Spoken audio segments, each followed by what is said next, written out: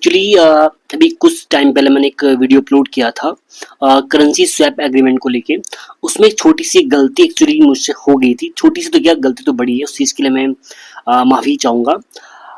उसमें एक्चुअली मैंने एक एग्जांपल दिया था, उसमें मैंने जो करेंसी स्वैप को लेके बात कही थी कि जब भी किसी कंट्री के साथ में कोई स्वैप होगा करेंसी का तो वो डॉलर्स में पे करेगा। एक्चुअली नहीं, देखो जैसे कि हमारा जो मैंने जो एग्जांपल दिया था वो था जापान का।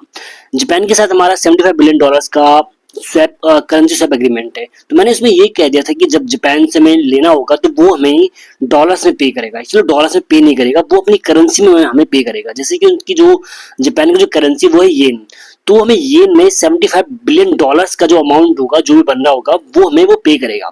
उसके बाद वो हम लेके जाएंगे फॉरेक्स मार्केट में, फॉरेक्स एक्सचेंज जो मार्केट है वहां जाएंगे, वहां से उसको हम डॉलर्स में कन्वर्ट करेंगे। जो उनकी येन जो करेंसी है वो हम डॉलर्स में कन्वर्ट करेंगे।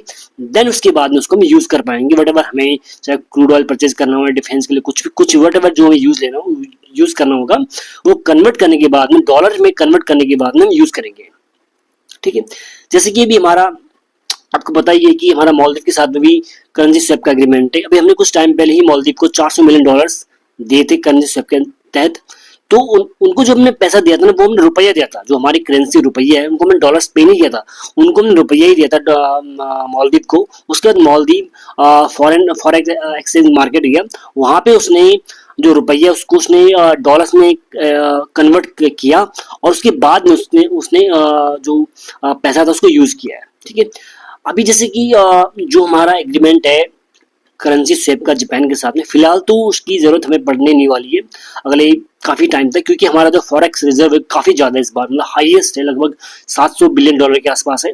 ठीक है, इसकी जरूरत में तब पड़ेगी जैसे अगर हमारी जो सिचुएशन है कभी 1991 के आसपास की तरह हो जाए कि हमारा जो फॉरेक्स रिजर्व है बहुत ही कम हो जाए, हमारे पास इतना फॉरेक्स रिजर्व हो जाए कि हमारे पास सिर्फ 1-2 हफ्ते का बचे, हमारे पास इंपोर्ट करने के लिए कुछ पैसा हो ही ना डॉलर्स में, तो उस कंडीशन में हमें उसकी जरूरत पड़ेगी। लेकिन फिलहाल नहीं पड़ेगी और आशा करता हूँ कि उसकी जरूरत पड़ेगी भी नहीं।